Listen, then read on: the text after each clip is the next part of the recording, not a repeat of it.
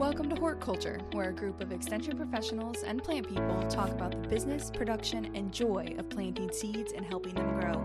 Join us as we explore the culture of horticulture. Hello, everybody. I hope wherever you are, it's in a beam of sunshine right now, because I think we all need a little bit of sunshine in the winter. Beam of sunshine. Be the beam of sunshine. Also, just embrace the beam of sunshine. Yes. Beam of sunshine. Shine bright like a diamond. Or shine bright like a diamond. Yes, absolutely. In a beam. Like the diamond is in a beam. Be the diamond in the beam of sunshine. And Love it's producing a spectrum. Roy G. Biv. You're Roy just refracting that light onto other people so that they can bask in your sunlight. Love it. Yeah. What's been your beam of light? Ooh, what's been my beam? You know what? My beam of light has been that the soil is not currently frozen, and I can weed a little bit and just kind of get into the vibe and just enjoy some of that warm sunshine and just weeding the things and getting my hands dirty and having to like scrub my nails at the end of the day. That's been my little beam of sunshine lately. I like that. What about you? Oh, I'm just in complete darkness, Alexis. No, just kidding. Just kidding. The bones have to be like showing some buds out there. Yeah, we're getting ready to pop off out there with the plants. This week in particular, so I made some cookies, just some chocolate chip, scratch cookies with a recipe that I honed it over COVID. And I remembered there was one tweak to it that I didn't do this time. They were still very good, but I used to do where I would make a batch and then I would ball them and freeze them. And be able to pull it out and do two in the toaster oven or whatever for a little plus up. And that is equal parts fun and dangerous. Yeah, I can't be trusted with something like that. Delicious, amazing, fresh baked cookie on demand, 15 minutes start to finish. I have also been baking a little bit more lately, mostly because I have so many lemons. I got to do something with them. But I have been enjoying getting back into the baking. We made some scratch cookies over Christmas, and it's been a long time since I'd made some scratch cookies. And we just used we didn't have enough of one type of chocolate, so we were just using all these different ones and throwing them in there, and it was delicious. So I can't be trusted with freezer fresh baked. No. You just pull it out and you gotta, if anybody's trying to play along at home, you just make your normal cookie recipe, put them onto, I just use a sheet pan like I would if I was going to bake them, but ball them out and let them freeze independently, separately. And that way you can then pop and then take them and combine them into a bag and you can store them that way. So it's basically just DIY version of the whatever cut and bake or take and bake or whatever they call the cookies that you get. But yours don't have like little snowmen on them, so I mean, you don't know that. You're right, but you don't know that. I have a hunch that they are not the ones with the pumpkins on the top. They are not cross section pumpkin cookies, sadly. Listen, you're having a bad day. You just if you're the kind of person who likes to snack when you're having a bad day, go to the store, get you the little cut ones that don't have the eggs in them, and you just eat cookie dough, and that is such a and now that Alexis has spoken to that cross section, I'll speak to the cross section. If you like to snack when you're having a good day, go to the section, get the ones that don't have eggs on them, eat the cookie dough. So either way, I think that's a Venn diagram representing 100% of the population. Some people like to snack when they're having a bad or a good day. Honestly, I'm never going to turn down a good snack. I'm not. So it doesn't matter. Right. So cookie dough can be the beam of light regardless of where you are. I hope cookie dough is everyone's beam of light that can eat cookie dough, because sorry for your loss, gluten people. Ooh. I feel like to me cookies are one of the things that is least negatively impacted by, or like like the gluten-free version is less of a step down than others, because cookies, they aren't as reliant on the glutinousness of it, but True, true. even so, I have a so friend still who sorry for your loss, but yeah, still sorry for your loss. I have a friend who can't do, gluten, butter, or eggs, so she got some vegan cookies, that my other friend makes. She makes a big box of cookies for Christmas, and so she got all vegan cookies, and, my friend Victoria was pretty proud of herself. She's like, "Pretty much nailed vegan cookies," and I was like, I'm curious on what those taste like, but I trust you. I trust you. I'm excited for you. yeah, I mean, Imma eat it. Imma eat it. yeah.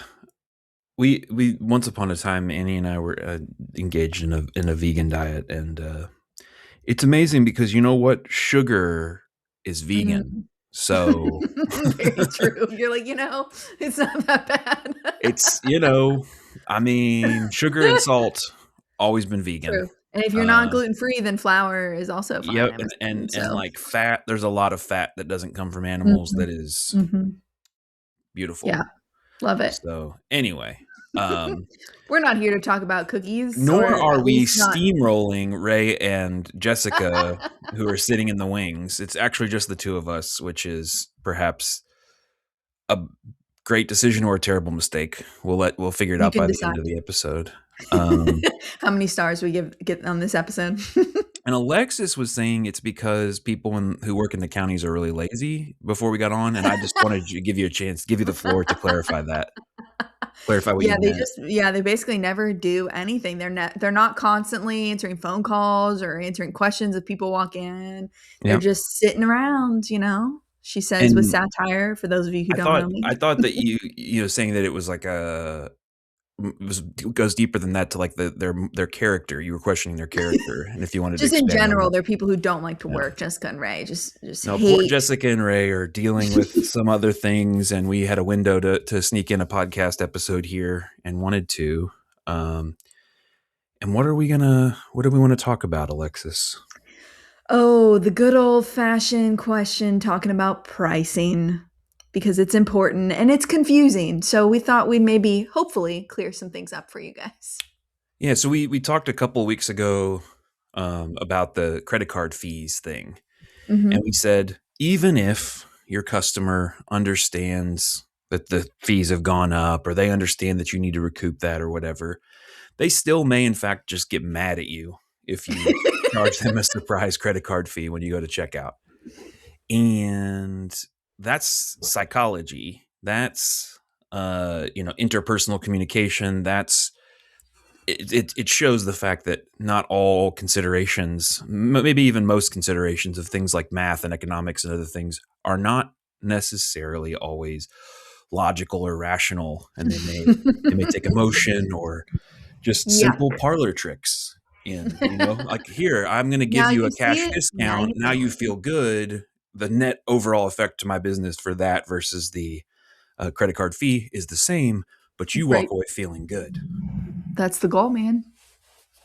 And so that's kind of the spirit, a little bit of the spirit of what we're going to talk about. And so, as the person who hangs his hat, coat, something else in the ag economics department, I'm going to kind of lead us through the conversation. But Alexis has a lot of experience and thoughts on this as well.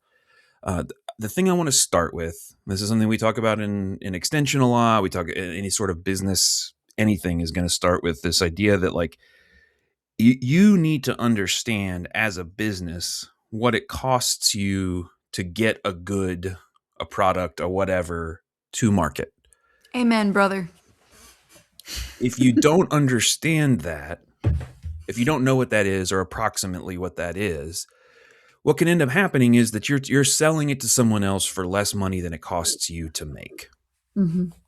And in the midterm, short term, even sometimes, that as a business decision is not going to be sustainable unless you have a ton of money. So, like, if you are And why are you Spotify, going into business for yourself? It's hard. right? If you're Don't do it. Spotify, or if you're Amazon, and you have this constant, influx of capital, and there's all these other complex things happening, you may have heard, Spotify doesn't turn a profit, or Amazon didn't turn a profit for a bajillion years, and that can be true. But in your smaller business, that's not a good strategy. So we're not suggesting that all math should be thrown out in terms of setting prices. But as we talk about, setting some prices and thinking about these different strategies that I think show examples of some of the psychology behind pricing, keep in mind that at every stage there is an implicit message of, as long as the price that you're charging makes sense and is more than what it's Yes. costing you to sell it for, Right. or as part of your overall product mix, you're making more money than you would otherwise, Yeah. or sorry, you're making more money than you are putting in to the products. Yeah. Yeah.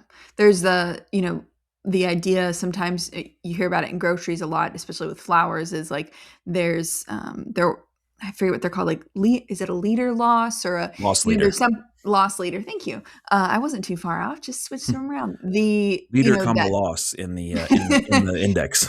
yeah, and I think for small business, I would say that I get that.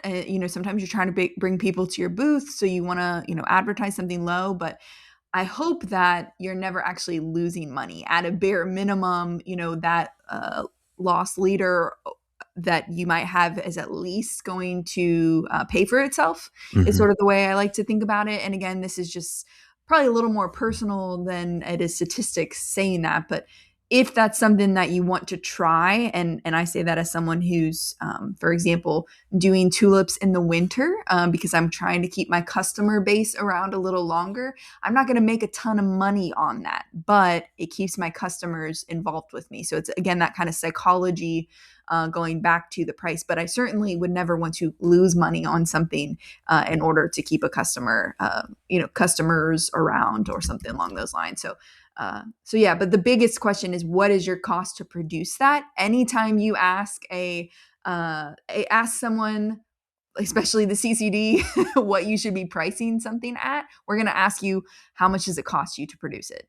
And that's the first one, but we'll Yeah. get through that. You all know that. Well, that loss leader thing is an interesting part of it. It's a good entree into this discussion of psychology. And just for those who aren't familiar, it's this idea that you may sell a product for either less profit or no profit Mm-hmm. for some other advantage to your overall product mix. And so, Mm-hmm. like in a grocery store, some of the classic examples are like those $5 rotisserie chickens that you get Mm-hmm. at whatever place.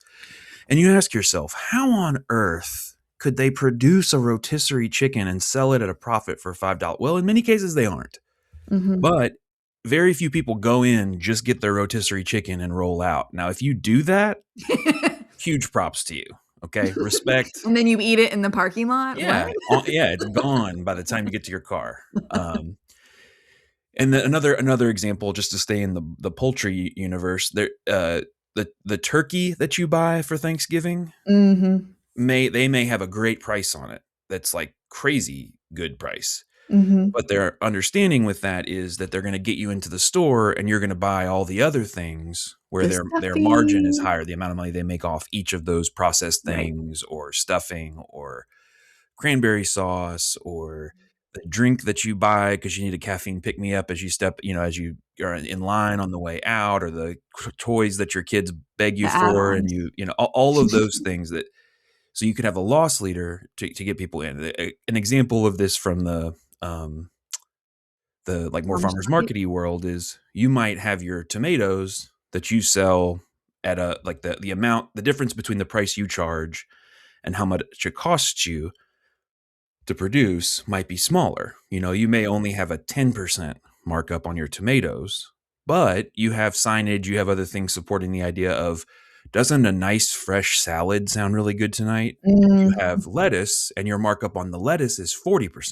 Mm-hmm. And You're so you get supporting. people in to buy the tomatoes, you make a little less money on the tomatoes, and then the lettuce, your markup on that is a little bit higher.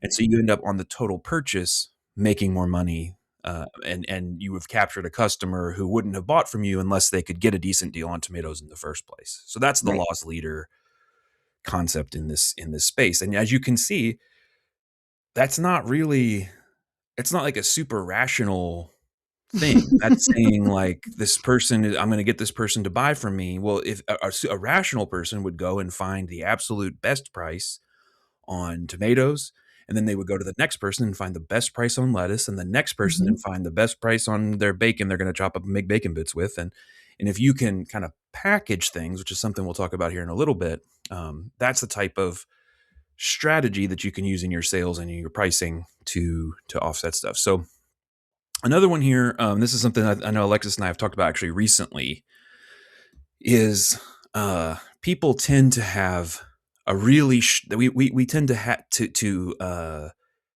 take a lot from our first impressions of things. And so if the first price that you hear is for, for a given product, that's kind of, we tend to anchor on that point. So like, let's say I've got ground beef for $4.99, I got ribeyes for $21.99, and I got extra premium uh Kobe beef. horticulture. We're talking horticulture here. Sorry, I need to back off Yeah, the I know. meat. What's with your like Sorry. poultry? Like, rein it in there. So if I tell you I've got tomatoes for $4 a pound, Hmm. or I've got premium heirloom tomatoes for $6 a pound, Hmm. just simply reversing the order of that gives a different impression. So when the first price you hear is $4, and so that's the baseline. And then the next thing that you heard was more expensive than that. So now you're thinking, okay, well, that's really expensive. If I start it in the opposite direction, I've got premium heirloom tomatoes for $6. Then I have standard slicers, still homegrown, still vine ripened, for $4 a pound. Suddenly the $4 sounds more affordable than it did before. Right. In a product mix, the ordering is part of it, but the product mix is also part of it. I know you've talked about that, Alexis, with like bouquets, for instance. Yeah, I tend to kind of tell people in the way of, if there is something you really need to sell. So, maybe you have a bajillion standard slicers this week and you really are trying to move them, then that you're going to set those as the ideal price. I also tend to think of like, what do I want to create? What do I want to sell? What is even my goal price point? Because in flowers, we do a lot of like holidays, and there's planning, the number of stems that goes into it, blah blah blah, all this other math that goes into flowers. But saying like, my ideal price point is $30, then I'm going to do one more deluxe bouquet or whatever that is, that might be $55. And so then people are more interested in that $30 one, which is actually my ideal price point. So I kind of tend to think of it, it's exactly the same general concept, but I think about it a little bit of a different way, with, a luxury item, so to speak. But for sure, I mean, you think about when are told prices just on anything, that high price first. Yes, it's, maybe a higher quality product or whatever. You're getting what you pay for there. No one's cheating you out of that, product. But that second price sounds really good when you realize how cheap something could be. And then if not, then you get to sell your heirloom tomatoes for higher price, right? So it's kind of a win-win either way, if you frame it correctly. And as far as like where you might implement this, you could do it on your signage. You could do it on, if you had to do advertisements of some sort, promotions of some sort, email lists, that sort of thing. It's just thinking about having a reference point rather than my single product costs this much. Mm-hmm. Having some sort of a counterpoint. It's getting to the point where even some grocery store prices are comparable to what I see people charging at farmers markets. And so you may take a quick trip by the grocery store and see what the price is for some of the products that you're Mm, selling, and even put a side by side comparison of like, grocery yeah, store price was this, and here's why this is better. But it gives at least a reference point that people aren't going to think in their mind, this is that way sounds more expensive expensive. than the grocery Yeah. store. Well, actually, it's not. Remember that time when you checked out with 10 items in your, what felt like 10 items in your cart, and it was $100? Uh-huh. Um, I We do, actually because it did happens to that me all the time. during COVID. I helped with aggregate a bunch of farmers into one CSA. And of course, it was COVID. We know prices were higher, but we're seeing prices climb again. And so we actually did, take a standard CSA box that we had done previously, for standard month, and compared it to prices at the time as best you could, right? Like, a Sure. lot of the time, the box stores are not going to have really great heirloom tomatoes or something, but as close as you can. And it was shocking to put those side by side and to see like, yeah, well, you could not go shopping and just pick all these things out. And so that's a really good point. You also, like, in kind of in notes as we were planning for this, Brett put something down, and I think it's really awesome to, I love thinking about it this way, but that this works because people judge prices relatively, not absolutely. right? And so Yeah. that's why we're saying put multiple price points in one spot where they can be seen or heard all at one time, because it's that absolute, or that relatively speaking thing. And I was like, that just hits home so hard for me. Yeah, we always are. There's recency to it. There's relevance. Mm-hmm. That sometimes I've heard people who are like not nonprofits who are looking for a donation. They'll always put it in terms of like $4. We want you to commit to $4 a week or $4 a month contributing to our campaign or to our general Mm-hmm. fund or whatever. That's like less than the cup of one mocha at Starbucks or something like Mm-hmm. that, and it gives you that reference point of saying, oh, okay, well, that I know what that is. I know Right. how much that costs, how much that impacts my budget, Yeah, I'm etc. willing to, give that up or have another one type thing. Yeah, for sure. Yeah. I think another one, and it's a little, I'm going a little out of order on what we had sketched out, but it seems like a good um, spot for this is that I think one of the things with pricing sometimes is that people are looking to be just straight competitive in economic number terms. Mm-hmm. In the local food space, especially when we're direct marketing, we tend to want to encourage people to be competitive based on the differentiation and the specialness of their product. Mm-hmm. So what I mean by that is, yeah, you're not trying to compete with the grocery store. If you happen to be competitive with the grocery store, that's a crazy thing Bonus. to tell people about. But in general, we're trying to tell our customers why something is special, why it's Mm-hmm. unique, why it might cost more. And in some cases, you may change the perceived value of that product based on that. And so if I put out a very simple little handwritten, brown sign that says lettuce $3, or I take and maybe I mix and match a couple of lettuces, or maybe I just have a unique thing that I've grown and I market that as like a salad mix or like a premium salad mix or a chef's blend or something like Mm-hmm. that. I may be able to charge $5 for it because I've value added in the sense of the mind and the perception of the consumer. It has higher value than it did as just here's commodity lettuce that you have to turn into something special. Here's something that's already special. Mm-hmm. It's the experience. You're selling that, oh, the chef's blend, right? Like it's like being at a restaurant, right? It's the experience of going to a restaurant. And it kind of seems silly when you first say it. You're like, no one thinks that they're like but it's like this behind, somewhere deep in your brain where that just sounds better. And I think we can all probably point to a time where that's happened. Even some calling something, the deluxe, or adding those little words to it, I think can be really can really push people to be like, well, I want deluxe. I'm worth deluxe. Treat yourself. Treat I'm a yourself to I'm the a chef's deluxe blend. caliber individual. Correct. Yeah, for sure. Just the little naming of it. It's just something simple, and you're not really changing anything other than what you're writing down on your brown sign. Yeah. Well, I have two strategies I want to talk about maybe together. Okay. Um, One you might think of as putting in a what would be called a decoy price, and then the other might be that you kind of you start to you play on the fact that people find uh whatever medium option to be reasonable.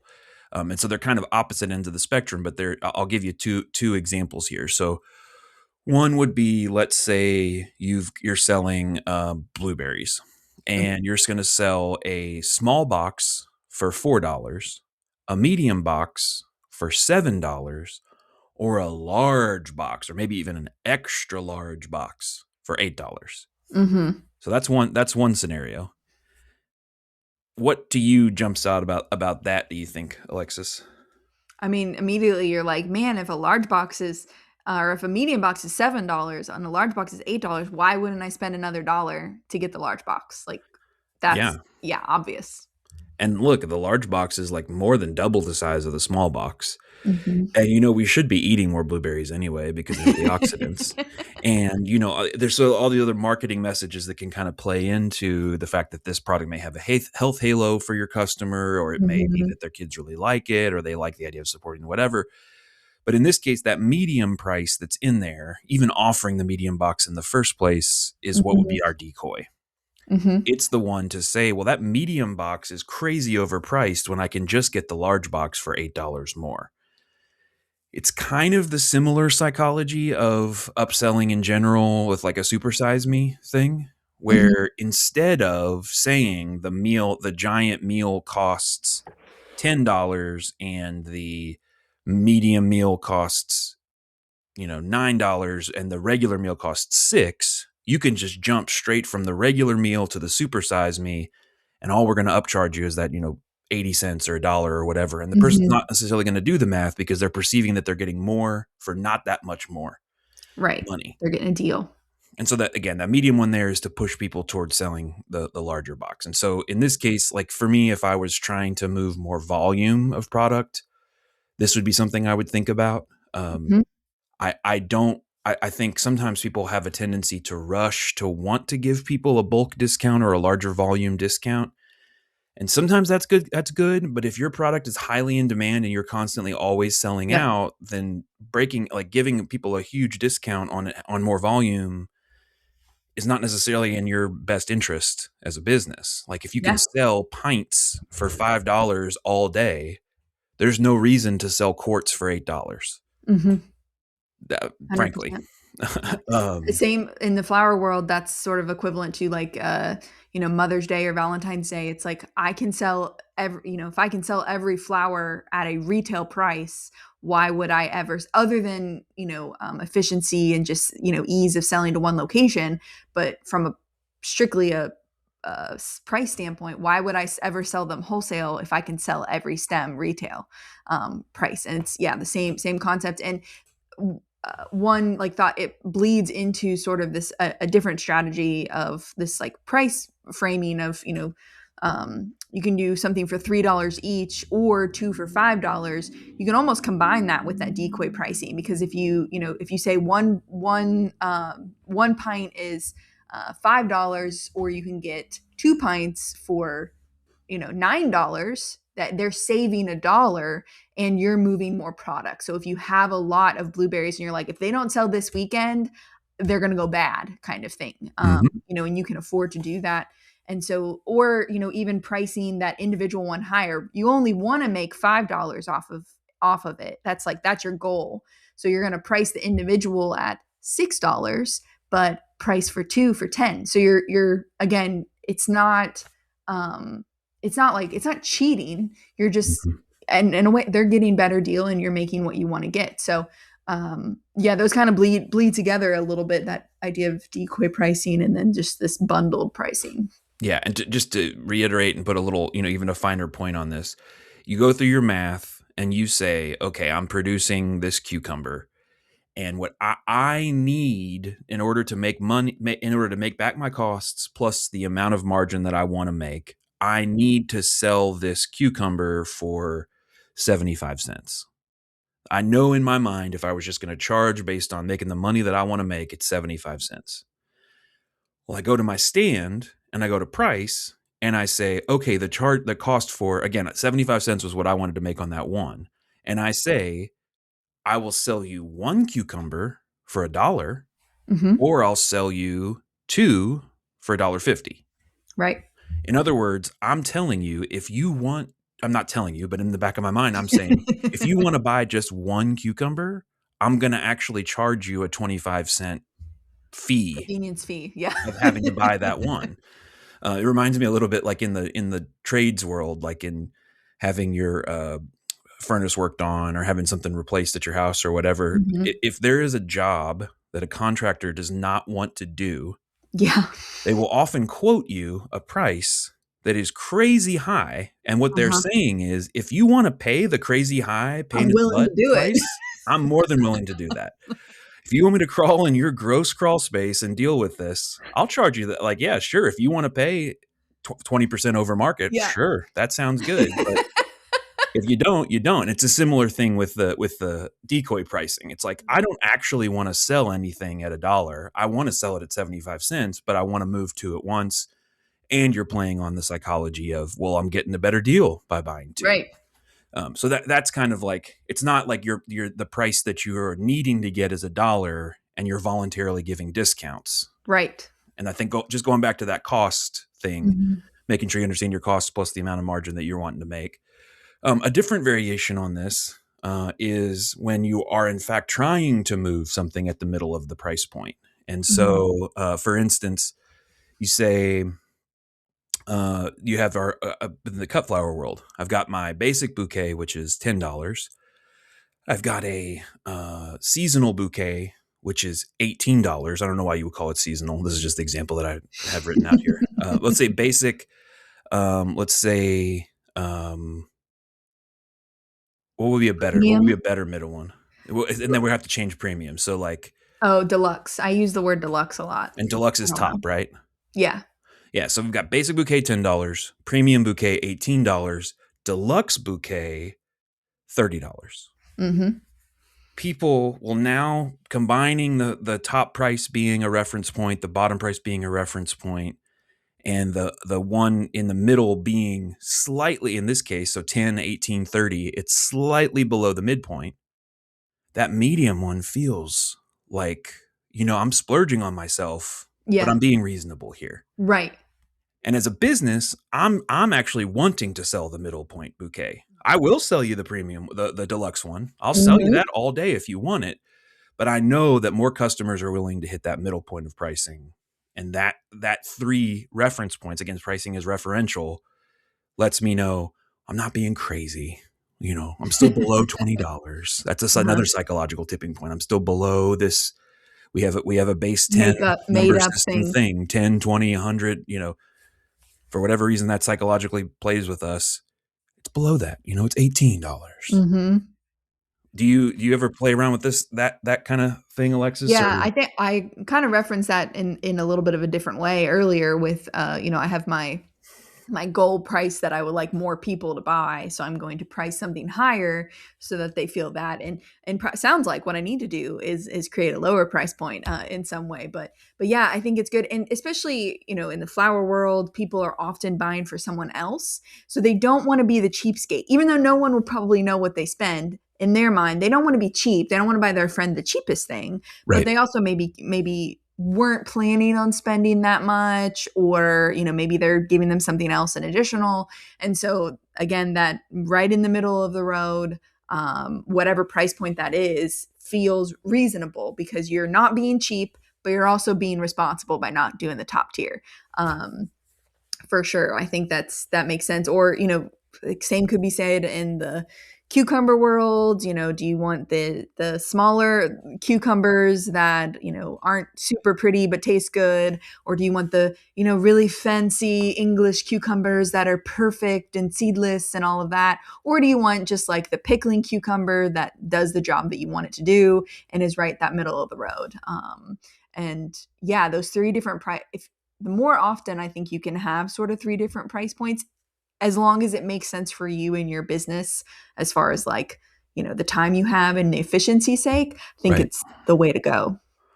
Another way to do it would be to make the lower tier option like slightly less attractive. So in other Mm, words, the basic bouquet, the $10 one, is like, it doesn't suck. We still want it to be nice, but it it's a might lot be smaller. there. It's, There it's might be a visually 50. not as impactful. Yeah, there might be a 50% markup on the amount that you would Mhm. normally charge for those stems individually as part of a retail bouquet. Yes.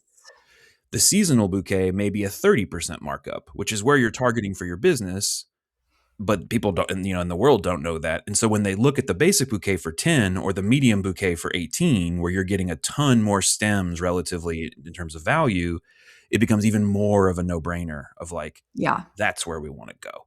Yeah. And the reality is we don't actually want people to buy the basic bouquets. We will sell Mhm. them to them, but we don't want them to buy that. We want them to buy seasonal and above. Mhm. And again, it could be a thing where you actually even have a markup where you're like, okay, you're going to buy a seasonal bouquet. Do you want to add a splash of dahlias for $5? Mm. Mhm. And so now they've bought 18. They're already in on the consumer purchase. $5 more. Okay, it's going to take it up to, I'm not good at math, I don't know, 23, which is still less than 30, but splash of dahlias sounds cool and it's fun. And that's a nice party, story later for Makes my it dinner party special. when I Yeah. have this.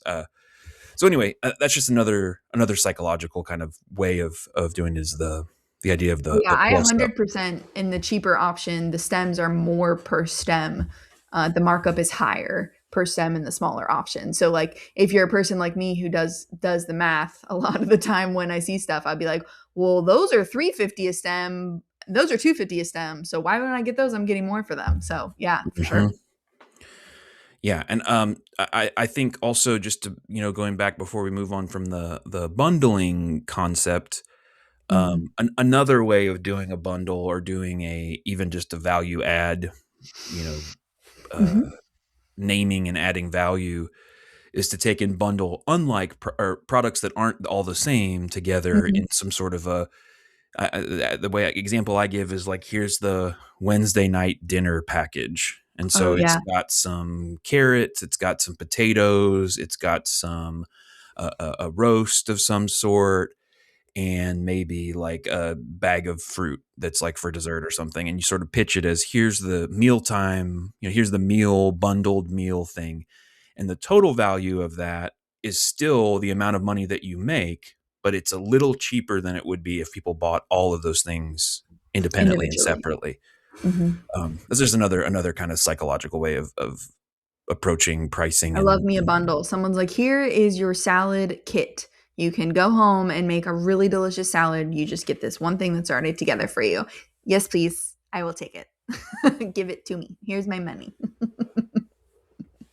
so what about scarcity? What about limited a dish? We were looking through some, our colleague Gabe and I were looking through some market information about the dairy industry. And one of these things, one of these dashboards that we can access, it tells you like what claims are like in vogue for given product packaging. So, is it high protein, or is it Oh, animal ethics, or is it GMOs, or is it whatever? this year it's all about the fiber. Wha- one of them, and it has to be, I don't know, if I have no idea, but one of them was like, for soft cheeses, one of the top claims was limited edition. Like, is that cow gonna die soon? All I know is I want in before the Immediately limited taking my edition. money. Yeah. Yeah, the Pokemon cards and Beanie Babies have given way to Yeah. soft cheeses as Millennials are in. the collectible to have for the Gen Z crowd. But as silly as that sounds, the notion of scarcity can be an important part of, um, it influences people's willingness to pay, but it also influences even just their conversion to be willing to pay the price that you are Mhm. charging. So examples of this, I think, could be, that these are the first of the season. That kind of makes it Mhm. special or unique, and often at the beginning of the year, yields are maybe a First little strawberries lower. of the year. Mm. Mhm. I think comparably last of the season.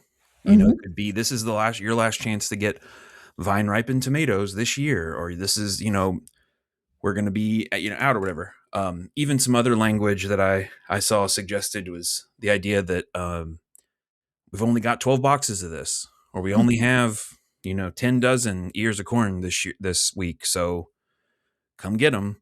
Yep. Again, it hopefully moves people to buy that specific product, but Mhm. also to move to come into your booth, or come to your business or whatever, whether it be a stand out, Mhm. and they'll see it, you have other things for sale, and then your other merchandising elsewhere comes into play, and you have to do those things. But Yeah. You can use this, in CSAs as well. So, saying like we only have, 20 spots for a CSA, or, advertising that you only have 10 spots left or something like that, I think is really drives people. I mean, when I think about it's always that thing I'm interested in it. I'm going to think on it a little bit, maybe buying something. I'm going to think on joining that CSA, but I'm definitely interested. I've been seeing their posts. They've been doing all the things, and I've been looking at their website a couple times. But then when I see that maybe they only have 5 spots left, I'm like, oh, okay. It's like make or break time. I got to make that decision. And most of the time, I'm like, all right, I'm in. And so that's going to push me to do that. And I think, if you're selling stuff online as well, you can, from a availability standpoint, say you maybe have 15 of something available, maybe put in that you only have 10, and then not only does that like save you a little time, but that little red alert is going to pop up when people click on it, and it's going to say only 3 left. And that maybe happens a little bit sooner, and then you can always add inventory as you go. But I do think that little only 3 left, only 5 left in this area does drive people to do that. And you may think, well, isn't that a little like deceptive if I'm telling people I have 10 spots and I have 15? I don't know. That's up to you. That's a decision I think you can make on that. But they're going to get a great quality product out of it. So it's not like you're cheating them out of anything. So Yeah, scarcity does drive drives people to act. I mean, people, when there's scarcity over things that people don't even care about, the fact that Mhm. it's like, why are you fighting I over mean, we this? I just went don't through understand. snowstorms, right? Milk, bread, toilet paper. Yeah. Like, it doesn't matter if you have Okay. a bunch at home, you're going to need more because you might not be able to get it. So, So here's one. I'm curious your thoughts about this. In the olden days, people would sometimes you would see stuff, I almost conjures images of um, infomercials in my head of only 3 easy payments of $39.95, right? That the idea of if you can get your price to fall just under, uh-huh. I One of think, those major, like, whole numbers. Yeah. yeah, 10, 20, I 30. think Yeah. I think that's called charm pricing. But regardless, it's not $20. It's 19.95. Hmm. Hmm. Uh, that kind of used to be a retail thing that happened that people were into and promoted because there was a psychology of seeing 20 versus 19 did. Hmm. Just like we talked about earlier with the $18 bouquet instead of the 20. I think there is some of that, but I think there's also I'm curious what your thoughts are, Alexis. Yeah, I've heard that, and some of the grocery stores that I know buy some local product of, like, they're gonna price something at 14.95 or 19.95 or something like that, because to they still they still think, or have witnessed in their stores, or I don't know where they're getting this, that like you said, putting the 20 or putting the solid 15 scares people away. I think I'd rather, to your point, that 95 or 99 is straight up like old school infomercials, and I feel it feels ickier. I don't know. It feels more, in my opinion, more like the salesman that none of the used car salesmen, all of us are trying not to be. Those Mm-hmm. of us who are trying to make sales. I'd rather say it's, $19 flat fee, or $18, or try and adjust my product to a whole round, easy cash number of, $15 or something like that. I think you can still get the same uh, idea of like, oh, well, it's less than 20 or it's less than $10.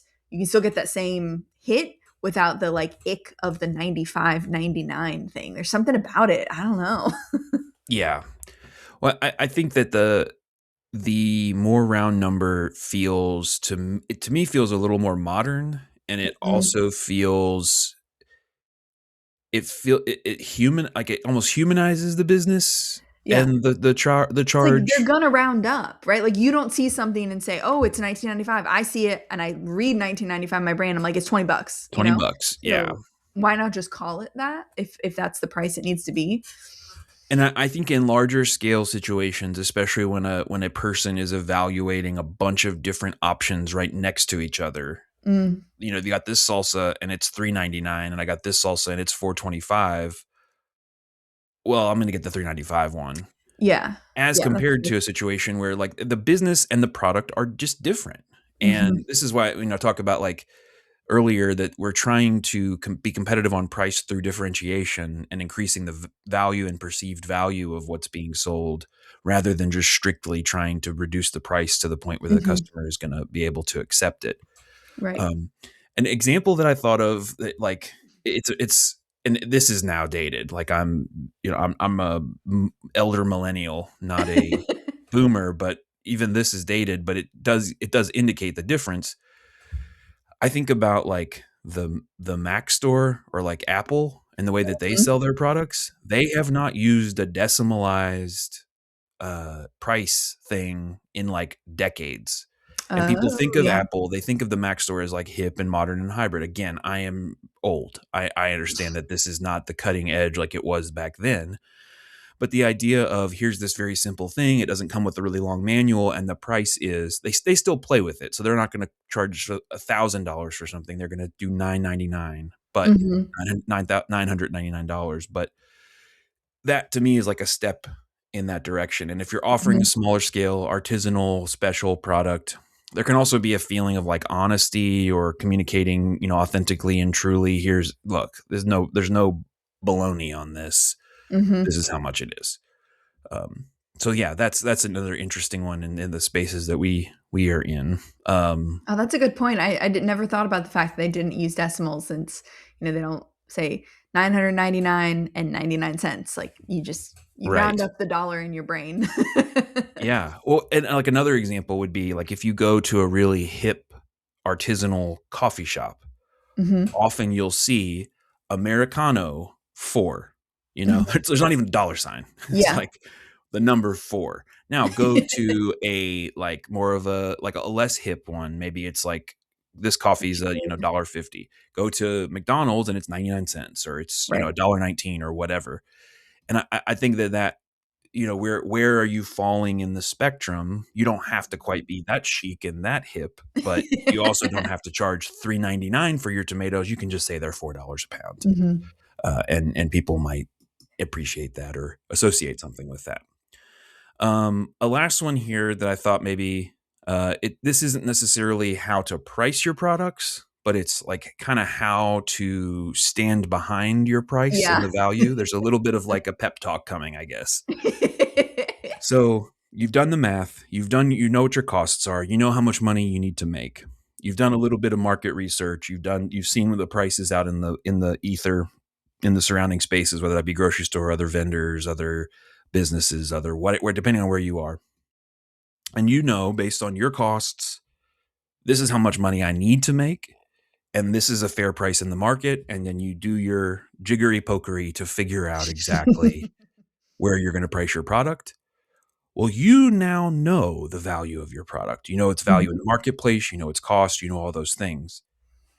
Now is not the time to get sheepish. Yeah.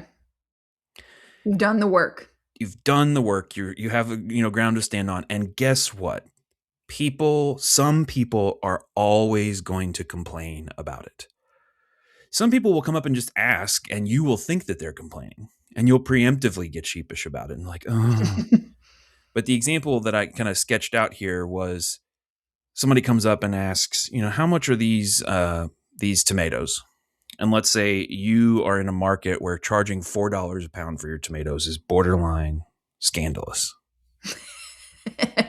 You may feel like, oh, I'm going to almost have to apologize. But if you go into that interaction, people respect confidence. They respond to Mhm. confidence. If you go into that saying, oh, they're $4 a pound.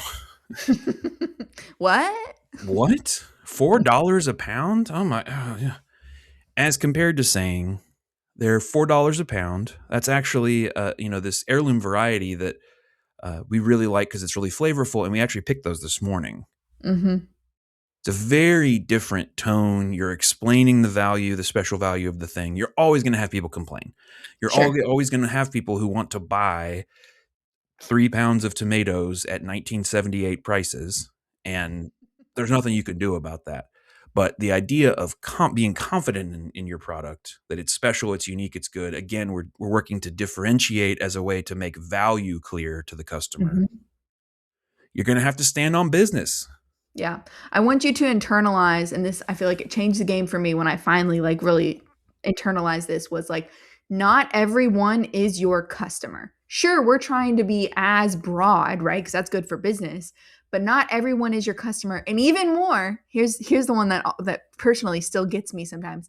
You might not be your own customer. And sometimes I think we see farmers do that because we naturally undervalue what we do. And so in our brain, it's crazy to spend $4 a pound on tomatoes because, you know what went into it and stuff, and you're probably forgetting all the labor and sweat and tears you put into it usually, but it's a lot easier for us to undervalue it because we walk out to pick it, right?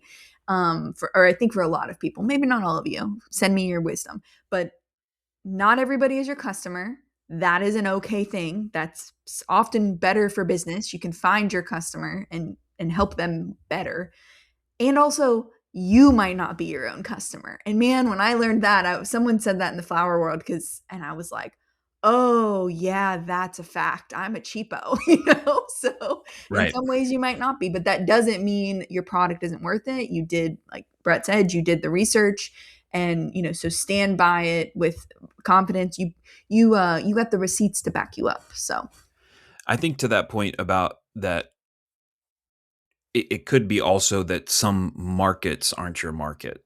mm-hmm. It's not just even individual consumers. If you go to a certain, farmer's market, or you pitch your CSA in a certain geographical location and people are Mm-hmm. all balking at the price, that does not mean that what you have is not valuable. It does not mean that your price is wrong. It could Right. mean those things, but it does not necessarily mean those things. It just means that's not necessarily the place that you need to go and sell. And I think this is one of those business management components to the work that we do that I Mm-hmm. would say gets frustrating. I get frustrated on behalf of the people that are Yeah, asking the questions, hard. is that people seem to go into a situation determined that they want to do everything that they can to make a marketing situation work. Mm-hmm. And the way that this is actually supposed to work is that you offer your product at the price that you need. The buyer decides whether they're going to purchase it or not. Mm-hmm. And then over the course of time, you realize this isn't profitable for me. I'm going to change tack or whatever. Yep. It's not, I'm going to put myself through a whole world of pain to convince these people that what I'm offering is worth what I'm asking, or reduce Mhm. the amount that I'm asking so that they will at least show me a little bit of love and buy something. Sometimes it is about like, this isn't going to work for me. Mhm. And it's a hard conversation to have because people will have bought a farm in a particular place and they thought that they could make a market work or Yeah.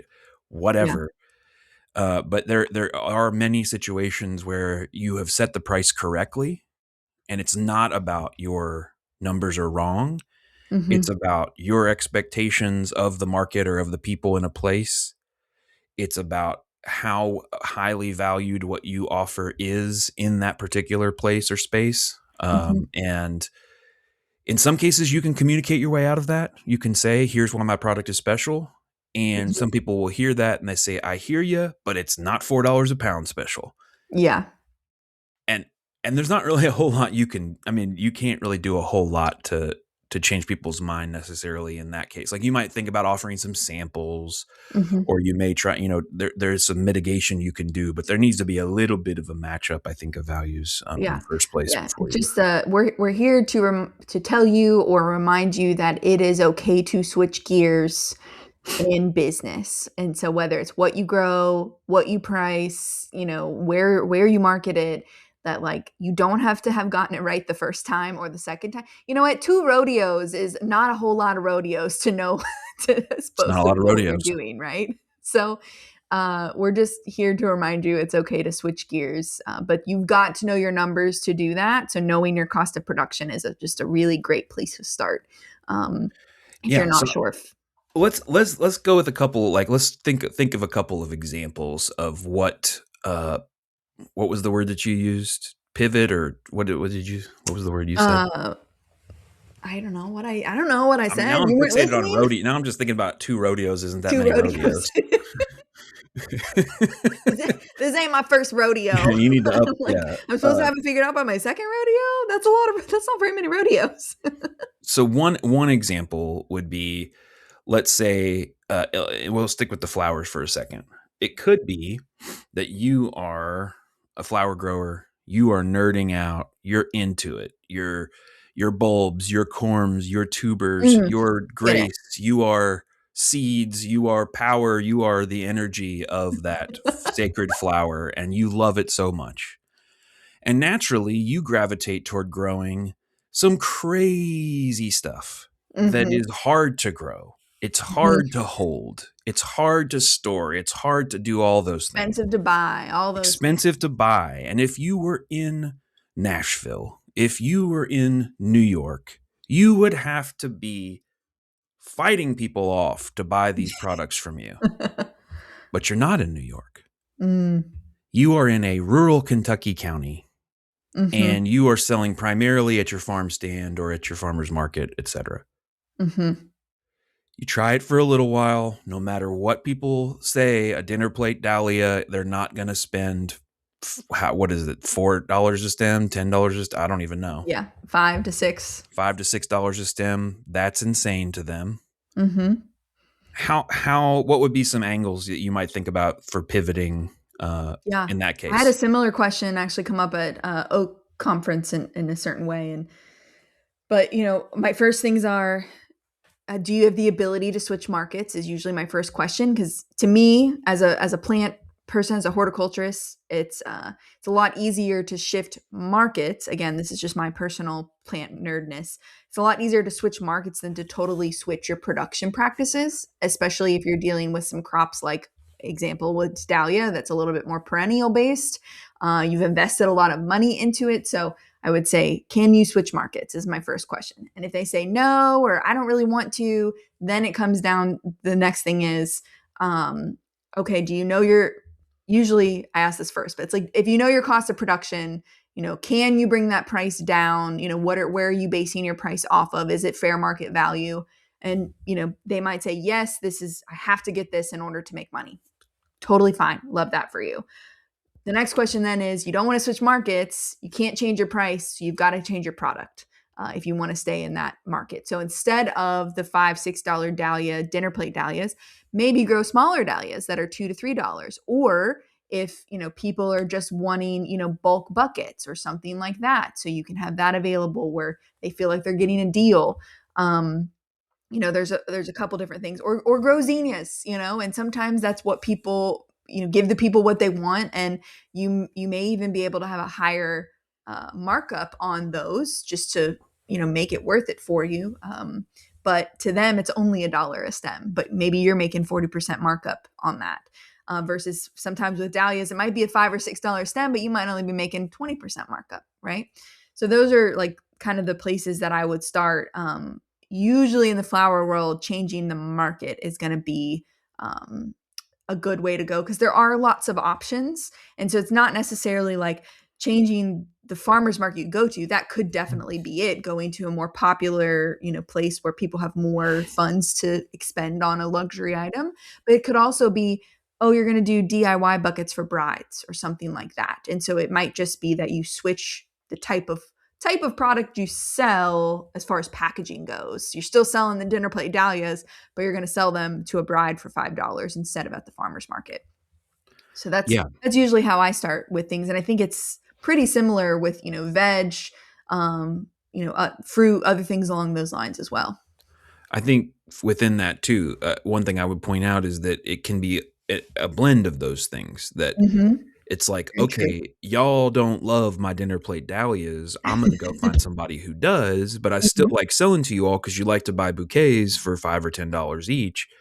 I'm gonna give you Yeah. a $5 bouquet according to my price structure. I don't mean that in like a vindictive way. Like Yeah, I'm no, it's gonna just like give you you all a want to stay $5. involved with the community so that, Yep. from a flower perspective, people might not be buying dinner plate dahlias from every week, but they know you have them. So when they do get married, they know to come to you, right? So you're almost using it as like a marketing Or in way. some cases, you may end up making more money selling 200 $5 bouquets than Yep, you did on 10 of your dinner plate dahlias, and totally. that becomes this like, okay, what's the local value, what's the local Hmm. price point, and then working backward from that price point to think, okay, I know I can produce this kind of bouquet for $5.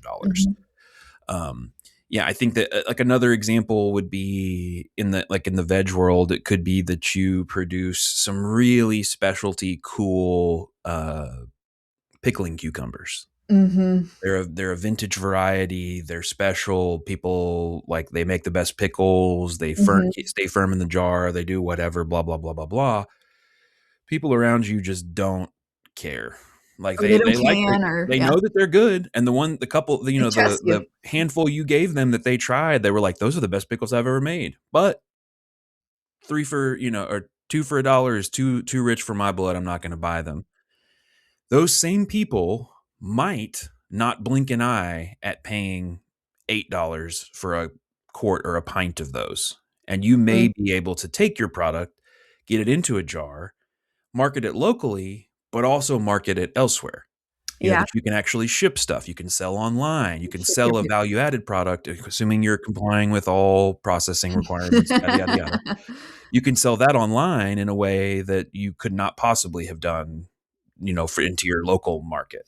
And instead, you realize that people in the local market, they really just want some sweet corn, and you're able to grow Mhm, sweet corn super easy. You can harvest it super easy. You can bring it in as soon as you sell out. You hit the road, and you're just a specialty corn specialist, or you're a sweet corn specialist locally. And you take all your specialty products and you sell them into some other markets that maybe value mhm, them more highly, or add value to them, so that you know $2 worth of retail cucumbers becomes $10 of retail pickles or mhm. whatever. um, so anyway, that's just another example of maybe adjusting. You see the price point, you know what you need to make. It's not working. Adjust the market, adjust the product, adjust your expectations and your messaging. If you've done all those, might be time to move on from that particular thing. So Yeah. we've gone a while, but pricing is one of those things people like to talk about, and we get amped on. We get endless questions about pricing. It's hard, but I think if you've hopefully taken anything away from this, it has been that in order to do anything, you need to know the cost of production and don't forget your labor in there. And it can be scary, but you're not in trouble if you're not charging enough when you include your labor. That's just a mark that you need to get to, right? So it's better to Brett gave the example to me the other day of the pink elephant. Can you give that one real quick? I love it. Yeah, so I have a presentation, and it has 3 slides, or 4 slides. One of them is it starts with just black, solid black. The room, there's an item in this room, and the lights are off. Who can tell me what this item is? Of course, nobody has any idea what it is. And so then I have a next slide where it's this blurry outline. The edges are blurry, but you can see that it's kind of a pink blob in the middle. Mm, Who has some idea of what this is, or something about what this is? Okay, it's mhm. pink. It's kind of roundish. It's surrounded by a white border. Okay, we have more information now than we did before. Right. Slightly less blurry picture. You can now see the outline. You can kind of tell that this is an elephant. Okay, so it's a pink elephant. And then I switch again and I go to a fully clear picture, and the pink elephant, I think, has a Bandana name on tag it. that says Fred. Yeah. And so a shot in the dark, this is a metaphor for our costs and our understanding of our business, underlying business vitals, if you will, is that a shot in the dark is worse than an educated guess. Yes. An educated guess is better than a shot in the dark, is another way of saying that. And then an educated guess that is improved by some analytics to the point to being like a good approximation is better than an educated guess. And Mhm. then a clear-eyed picture. So it's better to know this is a blob and it's pink. I can at least get in the ballpark of what it might be than just no information at all. Right. I don't have to get all the way to this is a pink elephant named Fred and he's smiling in To be order to have successful. some decent information to help to try to assure some success. And so that's just a pitch for trying to get some information down and then working toward improving that across time until you're able to say, because if you can tell me, I know it costs me between 50 cents and $1 to produce a Mhm. pound of tomatoes, instead of I know that it costs me 63 cents to produce a pound of tomatoes. Okay, I mean 63 cents would be better, but between 50 and $1 can get us a long way, as Yeah. opposed to I don't have any idea. I don't know. Yeah. Yeah. So yeah. Well, I love that. I love the visual that does, and hopefully that makes it seem less scary, right? Like all I got to do is like at a minimum produce a pink blob, right? Pink blob is better than nothing. So let me at least try the pink blob Try the approach. pink blob. Well, we hope you gained something out of this. If you have questions about pricing, of course, check out any of our resources on the Center for Crop Diversification. That's ccd.uky.edu. You can also shoot us an email when you email us on our horticulture one. All four of us will get that email, and the person that is the smartest on that topic will will hopefully email you back. And by hopefully, I mean hopefully it's a smart one, but someone definitely will. But we appreciate you being here with us today, and we hope you'll join us next time. Have a great one.